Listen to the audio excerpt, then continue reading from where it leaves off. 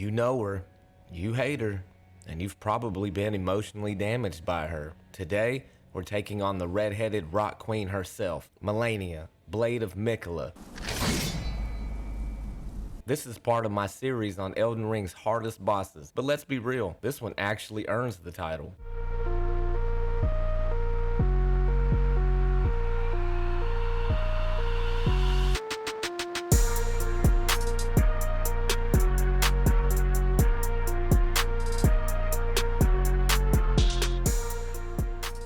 Before we get into it, hit that like button, subscribe for more boss breakdowns, and check the timestamps below to skip to the sections that matter, especially if you're here just to watch me get folded like laundry. We'll start with a quick look at how this video's going down. First, prep, aka emotionally bracing for trauma. Then we'll go into the demonstration of regret. Then we'll go over my build. Then I'll talk about my incantations and buffs. And then we'll end with a summary that questions my life choices. So for prep, first of all, go ahead and cancel any plans you have for like the next 3 hours. Just getting to Malenia is like signing up for From Software's version of a Tough Mudder. She's buried at the top of the map at the Hallig Tree Path, and it makes you feel like you're fighting your own will to live to get here. Once you finally do get here, she's the kind of boss that demands everything. Your strongest weapons, your most broken spells, and your stash of wondrous physique and mixes, and ideally the souls of 3 other players that have nothing better to do than fight her. But truthfully, the one thing that you need to do to prep to get here is you need to have beaten Mohg and hopefully still have his remembrance or his weapon. All right, welcome to the show, guys. So this is the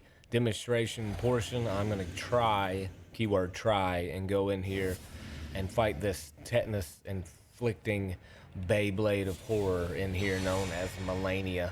As usual, I'm gonna hit all my buffs, and then if I beat her, I will go into, my setup and build and explain everything that I've done in a way that you can understand. This is by far not the best method. I'm sure it's not guaranteed, but it is the easiest way I have personally found to kill her.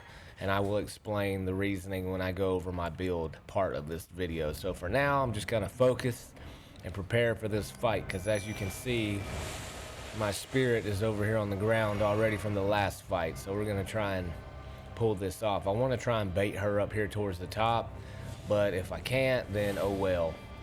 She's very slow at first, but every time she hits you, she takes off life and also gains life. Nope, go away.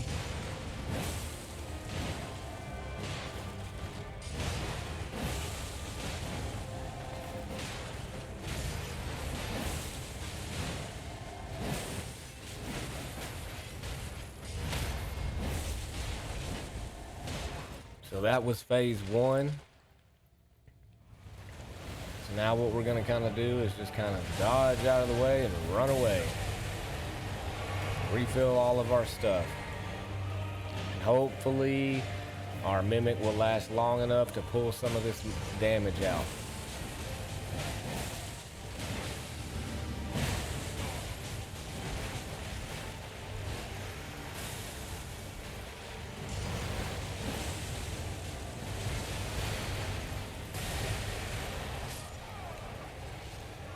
As you can see, she's kind of a pain to deal with, but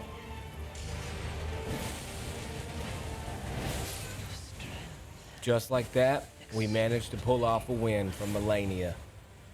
The mark of a true lord.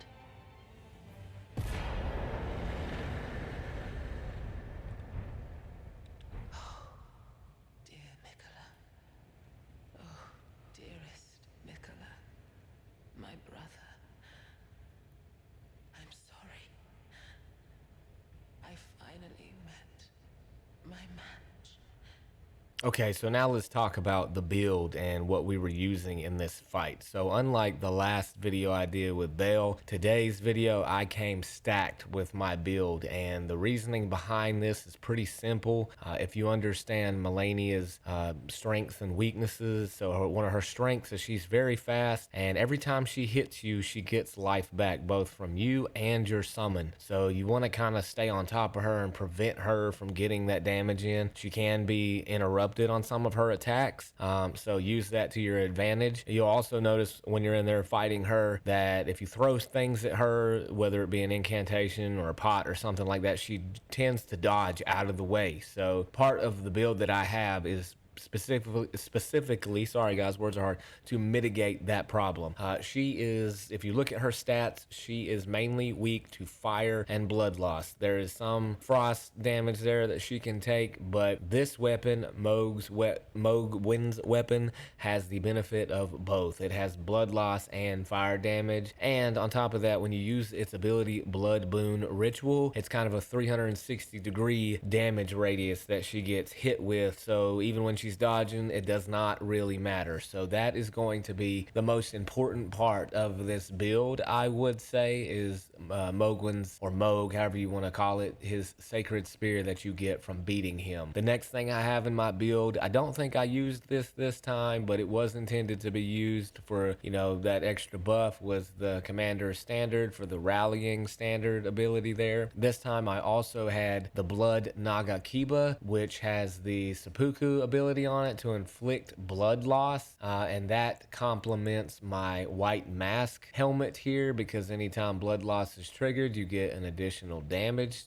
boost to that. I went with my usual finger seal for the incantations that I used. I only used 2 this time. I went with the flame grant me strength, and then the blessing of the Erd tree to kind of give me some life while I'm in there.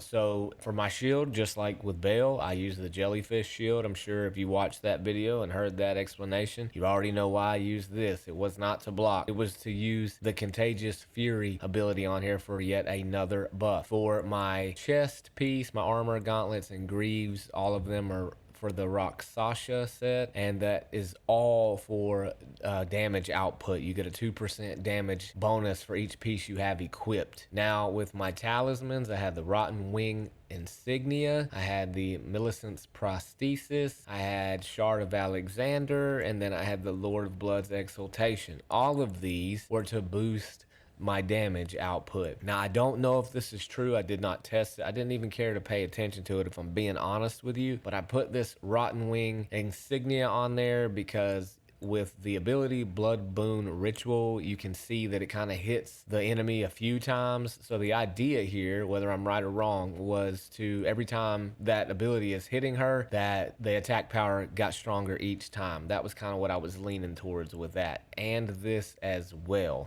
So I don't know if that worked. You can test it, check it out yourself, but I feel like it did because I beat her. Now, when it comes to my Wondrous Physique, I went with the Flame Shrouding Cracked here to boost that fire damage, and also the Thorny Cracked here for successive attack power, just like with these 2 items here. I also had the Blood Boil Aromatic to kind of increase some of that attack power, and then for my Spirit Ash, I went with the Mimic Tier Ash because I wanted another copy of myself out there with that same ritual ability to also hit her at the same time, because if you hit her enough, it'll trigger a blood loss, and then that will also take off a chunk of her life in the process as well. So my thoughts were, if I had 2 of me out there doing that, it's double the amount she's getting hit with the Blood Boon Ritual, and twice the chance that she'll trigger a blood loss during that fight to wear her down just as fast. So for my build, guys, this is what I went for the Battle of Malenia. So yeah, Malenia, the Queen of Rot, the sister of Mekhala, and the reason I can't sleep without hearing I am Malenia, Blade of Mekhala. in my nightmares. This wasn't a fight, it was a performance art piece about suffering. She's not just tough, she's personally offended that you showed up. But once you beat her, you get a cool remembrance and a beautiful katana you'll never use, and also an empty satisfaction of knowing she's optional and you still chose violence. If you didn't already, go ahead and hit those like and subscribe buttons, and once again, winks out.